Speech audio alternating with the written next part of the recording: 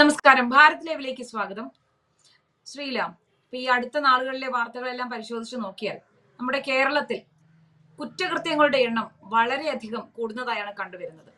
അതിപ്പോ പ്രായപൂർത്തിയായവരിൽ നിന്ന് മാത്രമല്ല, കുറ്റവാളികളുടെ എണ്ണവും വളരെയധികം കൂടുന്നു. ഇപ്പൊ ജയിലുകളുടെ എണ്ണം കൂട്ടാൻ പോകുന്നു എന്നൊക്കെ അറിയുന്നു.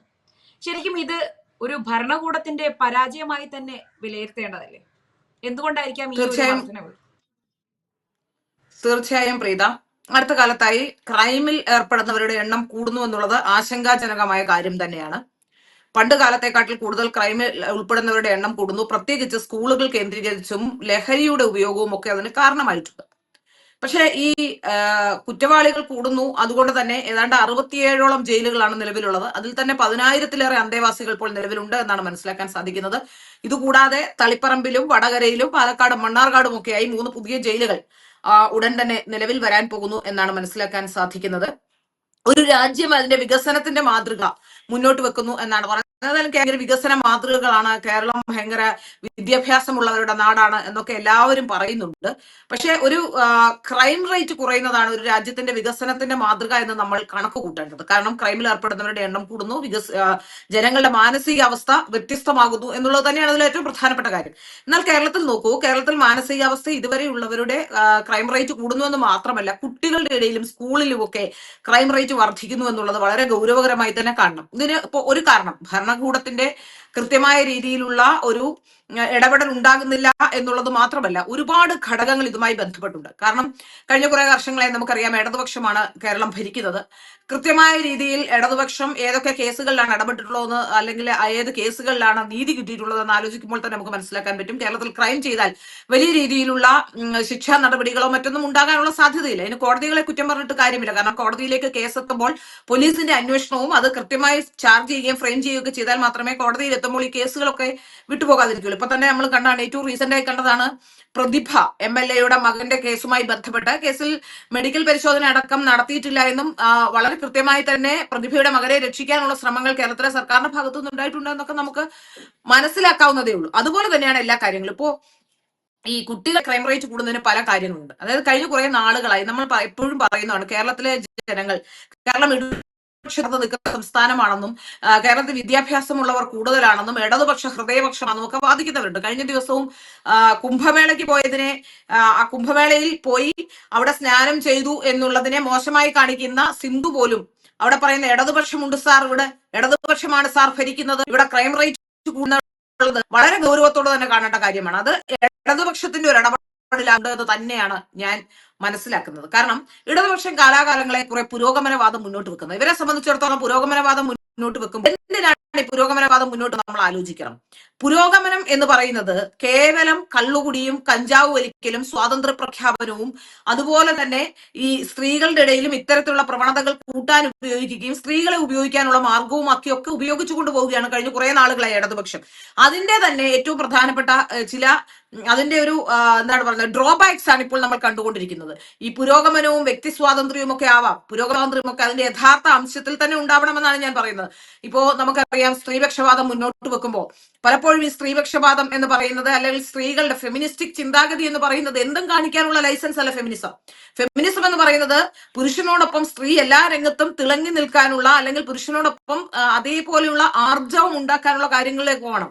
അതിന് പകരം ഇവിടെ എന്താണ്, അതിന്റെ ഏറ്റവും വേസ്റ്റ് ആയിട്ടുള്ള, അതായത് പുരുഷന്മാർ സിഗരറ്റ് വലിച്ചാൽ ഞങ്ങളും സിഗരറ്റ് വലിക്കും, പുരുഷന്മാർ കഞ്ചാവ് അടിച്ചാൽ ഞങ്ങളും കഞ്ചാവ് അടിക്കും, അല്ലെങ്കിൽ ഇതൊക്കെ ചെയ്തുകൊണ്ട് കുറെ തെറിയും ഒക്കെ പറഞ്ഞ് ആണുങ്ങൾ കൈ വെച്ചുകൊണ്ട് നടക്കുന്നത്, അല്ലെ അല്പവസ്ത്രധാരണികളായി തെരുവിലിറങ്ങി നടക്കുന്നതാണ് പുരോഗമനത്തിലേക്കാണ് കേരളത്തിലെ പുരോഗമനത്തിന് തോതു പോകുന്നത്. ആലോചിച്ച് നോക്കൂ, മറ്റ് സംസ്ഥാനത്തെക്കാളും ഇന്ന് ഏറ്റവും ഫാസ്റ്റസ്റ്റ് ആയി ഇപ്പോ കഞ്ചാവും മയക്കുമരുന്നും ഒക്കെ ഉപയോഗിക്കുന്ന സംസ്ഥാനമായി കേരളം മാറിയിരിക്കുന്നു. പണ്ട് പഞ്ചാബിൽ ഇങ്ങനെയായിരുന്നു. പഞ്ചാബിലൊക്കെ ജനങ്ങൾ ഇത്തരത്തിൽ നടന്നിരുന്ന കുട്ടികളായിരുന്നു അവിടെ ഉണ്ടായിരുന്നത്. എന്നാൽ ഇന്നത്തെ അവസ്ഥയോ, പഞ്ചാബ് ഉൾപ്പെടെയുള്ള മറ്റെല്ലാ സംസ്ഥാനങ്ങളിൽ നിന്ന് പിന്മാറിയപ്പോൾ പോലും മയക്കുമരുന്ന് അടിച്ച് പ്രജ്ഞയില്ലാത്ത കുട്ടികൾ നമ്മൾ മാറുന്നു. സ്കൂളുകളിൽ വളരെ അടുത്ത് റീസെന്റ് ആയി ഉണ്ടായ ഒരു സംഭവമാണ് കോട്ടൺ ഹിൽ സ്കൂൾ. കേരളത്തിലെ ഏറ്റവും കൂടുതൽ, ഏഷ്യയിലെ തന്നെ ഏറ്റവും കൂടുതൽ വിദ്യാർത്ഥിനികൾ പഠിക്കുന്ന കോളേജ്, ആ സ്കൂളിൽ പോലും മയക്കുമരുന്നിന്റെ വാഹകരുണ്ടെന്നും അവിടേക്ക് മയക്കുമരുന്നുമായി എത്തുന്നുണ്ടെന്നും ഒക്കെയുള്ള തിരിച്ചറിവ് നമ്മളെ ഞെട്ടിപ്പിച്ചതാണ്. അപ്പൊ ഇതിന് പല കാരണങ്ങളുണ്ട്. ഒന്ന്, അതിന്റെ ഏറ്റവും ബേസിക്കായ കാരണങ്ങൾ നമ്മൾ കുട്ടികളെ ശ്രദ്ധിക്കുന്നില്ല എന്നുള്ളത് തന്നെയാണ്. മാതാപിതാക്കൾ ജോലിക്ക് പോകുന്നു, കൂട്ടുകുടുംബ വ്യവസ്ഥയിൽ നിന്ന് മാറിയിരിക്കുന്നു, എഫക്റ്റീവ് പാരന്റിങ് നടക്കുന്നില്ല എന്നുള്ളത് ഏറ്റവും പ്രധാനപ്പെട്ട ഒരു കാര്യം തന്നെയാണ്. കാരണം കുട്ടികൾ ഓരോ ആശയങ്ങളും ഓരോ കാര്യങ്ങളും പഠിക്കേണ്ടത് നമ്മുടെ വീടുകളിൽ നിന്നാണ്. ബേസിക് ആയിട്ടുള്ള കാര്യങ്ങൾ നമുക്കിപ്പോ അറിയാം. നമ്മൾ ബേസിക് നമ്മുടെ പേരന്റിങ്ങിൽ തന്നെ ഒരുപാട് വ്യത്യാസങ്ങൾ വന്നിട്ടുണ്ട്. നമ്മൾ എപ്പോഴും ചെയ്യുന്ന ഒരു കാര്യമാണ്, ഒരു കുട്ടി നടക്കാൻ തുടങ്ങുമ്പോൾ ഏതെങ്കിലും ഒരു മേശയിൽ പോയി തട്ടും. ആ മേശയിൽ പോയി തട്ടിയാൽ ആ മേശയിൽ തട്ടുന്ന കുട്ടി വന്ന് പരാതി പറയുമ്പോൾ അല്ലെ കുട്ടി വേദനിച്ച് കരയുമ്പോൾ നമ്മൾ ആദ്യം ചെയ്യുന്നത് എന്താ?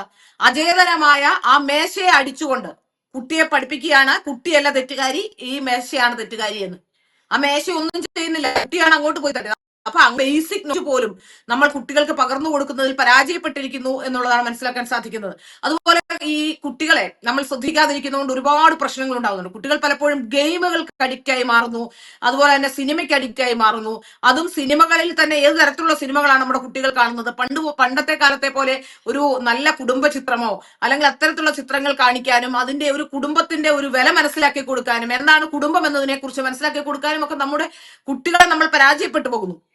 അതിന് കാരണം കുടുംബം എന്നൊക്കെ പറഞ്ഞു പോയെങ്കിൽ ഇപ്പോ ചിലപ്പോൾ ഒരു പക്ഷെ ഞാൻ ഈ വർത്തമാനം ഇങ്ങനെ ഈ വിഷയങ്ങൾ ഇങ്ങനെ സംസാരിക്കുന്നതുകൊണ്ട് കുലസ്ത്രീ എന്ന് പറഞ്ഞുകൊണ്ട് പരിഹസിച്ചേക്കാം. പക്ഷെ കുടുംബം എന്ന് പറയുന്നത് ഏറ്റവും ബേസിക്കായ ഘടകമാണ്. ഇനി അങ്ങനെ കുടുംബം ഘടകമല്ല എങ്കിൽ എന്താണ് ചെയ്യേണ്ടത്?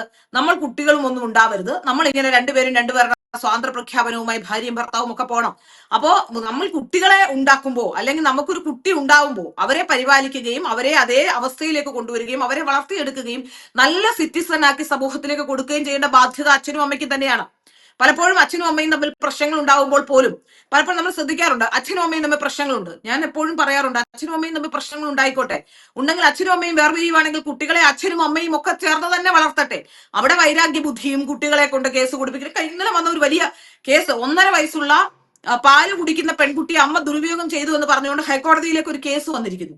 ആ കേസിൽ ജഡ്ജി വളരെ കൃത്യമായി പറഞ്ഞിട്ടുണ്ട്, ഇത് തെറ്റായ കേസാണെങ്കിൽ, ഇത് വ്യാജ കേസാണെങ്കിൽ തീർച്ചയായും അയാൾ ശിക്ഷിക്കപ്പെടുമെന്ന് പറഞ്ഞിട്ടുണ്ട്. അച്ഛനാണ് പരാതിക്കാരൻ. കുടുംബ പ്രശ്നങ്ങൾ പലപ്പോഴും കുട്ടികളെ വലിച്ചഴിച്ച് ഇത്തരത്തിലേക്ക് കൊണ്ടുപോകുന്നു. അത്തരത്തിൽ കുട്ടികളെ ഓരോ കാര്യങ്ങളും നമ്മൾ പഠിപ്പിച്ചു കൊടുക്കുമ്പോൾ കുട്ടികൾ ഏറ്റവും എളുപ്പം പഠിക്കുന്നവരാണ്. നമ്മൾ കുട്ടികൾക്ക് പകർന്നു കൊടുക്കുന്ന പാഠങ്ങൾ വളരെ മോശപ്പെട്ട പാഠങ്ങളാണ് എന്നുള്ളതാണ് നമുക്ക് മനസ്സിലാക്കാൻ സാധിക്കുന്നത്. അതുപോലെ ഇപ്പോൾ എല്ലാ വീടുകളിലും ഒരു കുട്ടിയൊക്കെ കാണുള്ളൂ. കുട്ടിക്ക് ആരെങ്കിലും സുഹൃത്തുക്കൾ ആരെങ്കിലും അടിക്കുകയോ എന്തെങ്കിലും വൈരാഗ്യം ഉണ്ടാവുകയോ പ്രശ്നം ഉണ്ടാവുകയൊക്കെ ചെയ്താൽ അതിനെ നമ്മൾ കൂളാക്കി എടുത്തുകൊണ്ട് നമ്മൾ കുട്ടിയെ പറഞ്ഞ് മനസ്സിലാക്കിക്കൊണ്ട് തെറ്റാരുടെ ഭാഗത്താണെന്ന് മനസ്സിലാക്കിക്കൊണ്ട് ശരി, അത് നമുക്ക് വേണ്ട പോലെ കൈകാര്യം ചെയ്യാം, അല്ലെങ്കിൽ അത് അധ്യാപകനോട് പറയാം, അല്ലെങ്കിൽ നമുക്ക് ആ കുട്ടിയെ ഒന്ന് വാൺ ചെയ്യാമെന്ന് പറയുന്നതിനപ്പുറത്തേക്ക് കുട്ടികളെ തന്നെ മോട്ടിവേറ്റ് ചെയ്യുകയാണ്. നിന്നെ അടിച്ചാൽ നീ അവനെ കൊന്നിട്ടേ വീട്ടിൽ കയറാവൂ എന്ന് മോട്ടിവേറ്റ് ചെയ്യുകയാണ്. കുട്ടികളുടെ മുമ്പിലെ മോഡൽസ് ആരാണ്? സിനിമകൾ നമ്മളിപ്പോ കണ്ടില്ലേ, കഴിഞ്ഞ ദിവസം ഒരു പാട്ട്, ആ പാട്ടിനെ സംബന്ധിച്ച് വലിയ തരത്തിലുള്ള ചർച്ചകൾ നടന്നുകൊണ്ടിരിക്കുകയാണ്. അതിൽ പറയുന്ന പേനാ കത്തി കൊണ്ട് ഹരിശ്രീ വിദ്യാരംഭം എന്നാണ്. അതായത് പേനാ കത്തി കൊണ്ടാണോ നമ്മളൊക്കെ വിദ്യാരംഭം നടത്തിയതല്ലോ? അതുകൊണ്ടാണ് നമ്മൾ ഇന്ന് നല്ല സിറ്റിസണായി സമൂഹത്തിൽ നിൽക്കുന്നത്. ഈ പേനാ കത്തി കൊണ്ട് വിദ്യാരംഭം നടത്തിയ അണ്ണനാണ് ലോകത്തെ ഏറ്റവും നല്ല അണ്ണൻ എന്ന് പറഞ്ഞു കൊടുക്കുന്ന, അല്ലെങ്കിൽ അത്തരത്തിൽ അതുപോലെ തന്നെ സോഡാ സർബത്ത്, കട്ട ജ്യൂസ്, കട്ട ബ്ലഡ് കൊണ്ട്, കട്ട രക്തം കൊണ്ട്, ഞാൻ ഓർക്കുന്നില്ല, കട്ട രക്തം കൊണ്ട് ജ്യൂസ് അടിച്ച് സോഡാ സർബത്ത്. ഇതൊക്കെ നമ്മളൊന്ന് ആലോചിച്ച് നോക്കൂ. ചിന്തിക്കാൻ പോലും അറപ്പ് തോന്നുന്ന രീതിയിലേക്ക് നമ്മളെപ്പോലുള്ളവർക്ക് അങ്ങനത്തെ വിഷയങ്ങളൊക്കെ ചിന്തിക്കാൻ പോലും അറപ്പാണ്. ഒരു തുള്ളി ബ്ലഡ് കണ്ടാൽ തല കറങ്ങി വീഴുന്ന നമ്മളെപ്പോലുള്ളവർക്ക് അവരുടെ മുന്നിലേക്ക് പുതിയ മാതൃകകളെ അവതരിപ്പിച്ചുകൊണ്ട് കുട്ടികൾ പഠിക്കുന്ന ഇതാണ്, കട്ടച്ചോര കൊണ്ട് സോഡാ സർബത്ത് ഉണ്ടാക്കാമെന്ന്. അപ്പൊ ഇത്തരത്തിൽ കുട്ടികളെ വളരെ, അത് സിനിമയുടെ എഫക്റ്റ് ഉണ്ട്, പല ഘടകങ്ങളാണ്. ഒന്ന് പാരന്റിങ്, എഫക്റ്റീവ് പാരന്റിങ്ങിന്റെ പ്രശ്നമുണ്ട്, നമ്മുടെ പുരോഗമനവാദത്തിന്റെ പ്രശ്നമുണ്ട്, അതുപോലെ തന്നെ ഈ സിനിമകൾ കുട്ടികളെ സ്വാധീനിക്കുന്നുണ്ട്. ഇനി അതിനും അപ്പുറം പലപ്പോഴും നമ്മൾക്ക് വില്ലനായി വരുന്ന, പലപ്പോഴും നമ്മളിപ്പോ കാണാറുണ്ട്, കുട്ടികൾക്ക് പറഞ്ഞു കൊടുക്കുന്ന അല്ലെങ്കിൽ കുട്ടികളെ ഗെയിം കളിപ്പിക്കാൻ വിടുകയാണ് നമ്മൾ പലപ്പോഴും. ഓൺലൈനിലൊക്കെ ഗെയിം കളിക്കുക. ഈ ഗെയിം കളിക്കുന്നതിന്റെ ഒരു വലിയ പ്രശ്നം, ഗെയിമിൽ ഒരിക്കലും ഒരു മോഡറേറ്റ് ആയ രീതിയില്ല. വെട്ടി കടന്നു പോവുകയാണ്. ഗെയിം വിജയിക്കാൻ വേണ്ടി ഓരോന്നിനെയും വെട്ടിയാണ് മുന്നോട്ട് കടന്നു പോകുന്നത്. അപ്പൊ ഇങ്ങനത്തെ വിഷയങ്ങൾ വരുമ്പോൾ നമുക്ക് മനസ്സിലാക്കാൻ സാധിക്കുന്നതാണ്, കുട്ടി മനസ്സിലാക്കുന്നത് എല്ലാവരെയും വെട്ടി നിരത്തി കടന്നു പോകണം എന്നുള്ളതാണ്. അല്ലാതെ അതിന് നേരായ വഴിയിലൂടെ കടന്നു പോകണം എന്ന രീതിയിലല്ല പലപ്പോഴും പഠിപ്പിക്കുന്നത്. അതൊക്കെയാണ് ഇതിന്റെ യഥാർത്ഥ പ്രശ്നങ്ങൾ. നമുക്കറിയാം, നമ്മളൊക്കെ ചെറുപ്പകാലത്ത് നമ്മുടെയൊക്കെ വീട്ടിൽ അമ്മൂമ്മയും അപ്പൂപ്പനും അച്ഛനും അമ്മയും ഒക്കെ നമുക്ക് നല്ല പാഠങ്ങൾ പറഞ്ഞു തന്നിരുന്നു. അത് അച്ഛനും അമ്മയ്ക്കും തിരക്കുള്ളവരാണെങ്കിലും അമ്മൂമ്മയും അപ്പൂപ്പനും ഒക്കെ ഉണ്ടായിരുന്നു ബാലപാഠങ്ങൾ പറഞ്ഞു തരാൻ വേണ്ടി. ഇപ്പൊ അതൊന്നും ഉണ്ടാകുന്നില്ല എന്നുള്ളതാണ് ഏറ്റവും ഗുരുതരമായ പ്രശ്നം.